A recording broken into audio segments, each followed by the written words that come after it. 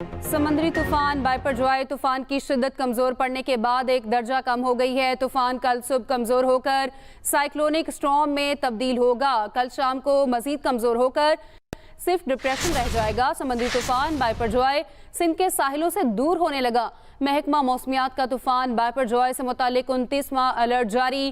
طوفان کا کیٹی بندر سے فاصلہ بڑھ کر 180 کلومیٹر ہو گیا ہے۔ کراچی سے 270 کلومیٹر دور ہے۔ طوفان کے اثرات سے کراچی اور سندھ میں بارشوں کی پیش گوئی کی گئی ہے۔ ہلکی اور تیز بارش کا سلسلہ آج اور کل جاری رہے گا۔ سمندری طوفان بائپرجوائے طوفان کی شدت کمزور پڑنے کے بعد ایک درجہ کم ہو گئی ہے۔ طوفان کل صبح کمزور ہو کر سائیکلونک اسٹارم میں تبدیل ہوگا۔ کل شام کو مزید کمزور ہو کر صرف ڈپریشن رہ جائے گا۔ سمندری طوفان بائپرجوائے سندھ کے ساحلوں سے دور ہونے لگا۔ محکمہ موسمیات کا طوفان بائپرجوائے سے متعلق 29واں الرٹ جاری۔ طوفان کا کیٹی بندر سے فاصلہ بڑھ کر 180 کلومیٹر ہو گیا۔ کراچی سے 270 کلومیٹر دور ہے۔ طوفان کے اثرات سے کراچی اور سندھ میں بارشوں کی پیش گوئی کی گئی ہے۔ ہلکی اور تیز بارش کا سلسلہ آج اور کل جاری رہے گا۔ تو اپڈیٹ کریں، سمندری طوفان بائپرجوائے طوفان کی شدت کمزور پڑنے کے بعد ایک درجہ کم ہو گئی ہے۔ طوفان کل صبح کمزور ہو کر سائیکلونک اسٹارم میں تبدیل ہوگا۔ اسی پر بات کر لیتے ہیں اپنے نمائندے آفتاب خان سے۔ آفتاب، کہیے گا، طوفان کی شدت کمزور ہو گئی ہے، مزید کیا توقع کی جا سکتی ہے؟ محکمہ موسمیات کیا بتاتا ہے؟ جی بالکل، طوفان کی آج صبح تک جو شدت تھی وہ جو سائیکلونک اسٹارم کی صورت میں تھی، اب صرف یہ ایک درجہ نیچے کم ہوا، اور یعنی کمزور پڑنے کے بعد جو ہے وہ سائیکلونک اسٹارم رہ گیا ہے۔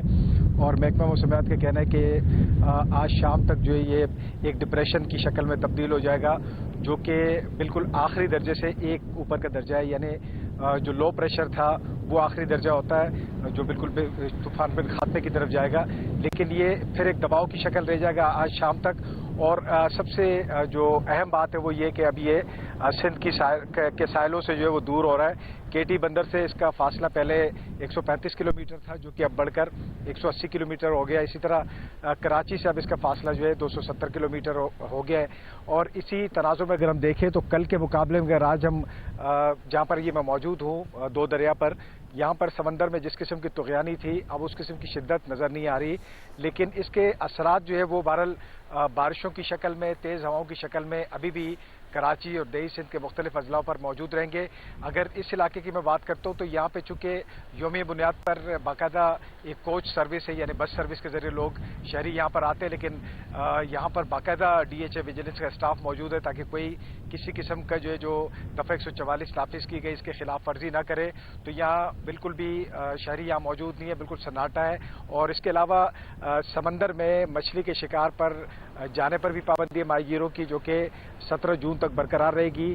تو مجموعی طور پر جو ہے وہ جو محکمہ موسمیات کی جانب سے کہا گیا ہے کہ 2 روز کے دوران کراچی میں جو ہے ہلکی اور تیز بارشیں ہو سکتی ہے، اور اس کے دوران جو ہے کچھ معمول سے تیز ہوائیں جو ہے وہ بھی چل سکتی ہے۔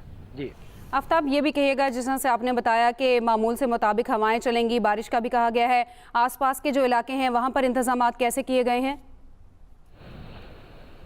جی، جب یہ ہائپ کریٹ ہوئی تھی اور ظاہر سی بات ہے براہ راست کراچی سے اس کے تصادم کا، یہ ٹکراؤ کا تو کوئی خدشہ جو ہے یہ تو چند روز قبل ہی کہہ دیا گیا تھا کہ یہ جائے گا اسی طرف بھارتی گجرات اور کیٹی بندر جو کہ سندھ کا ایریا، دیہی سندھ کا علاقہ ہے، لیکن اس کے باوجود بھی انتظامات یہاں مکمل تھے، کیونکہ ابھی بھی اگر کیٹی بندر پہ کسی قسم کی طغیانی کا سلسلہ شروع ہوتا ہے، سمندر میں جو ہے وہ رف ہوتا ہے سی، تو اس کے امپیکٹ جو ہے کراچی میں ابراہیم گوٹ، ریڈی گوٹ اور اس کے علاوہ جو ہے دیگر جو چھوٹے بڑے آئی لینڈ ہیں وہاں پر اس کا امپیکٹ جو ہے کیٹی بندر سے کھارو چان اور گوڑا باری سے ہوتا ہوا یہ کراچی تک آئے گا، تو لہریں ضرور بلند ہو سکتی ہے، خدشہ بہرحال موجود ہے۔ اور اسی تناظر میں جو ہے گراؤنڈ کے اوپر جو ہے کافی انتظامات جو ہے وہ کیے گئے، مختلف سماجی اداروں کی جانب سے بھی، سندھ حکومت نے بھی جو ہے اپنے بساط کے مطابق کرنے کی کوشش کی ہے، لیکن گو کہ وہ انتظامات جو ہے وہ آٹے میں نمک کے برابر صحیح، لیکن بہرحال یہ انتظامات کیے گئے اور لوگوں کے انخلا کے لیے بھی تیاری کر دی گئی تھی، لیکن اب شاید اس کی ضرورت نہ پڑے، کیونکہ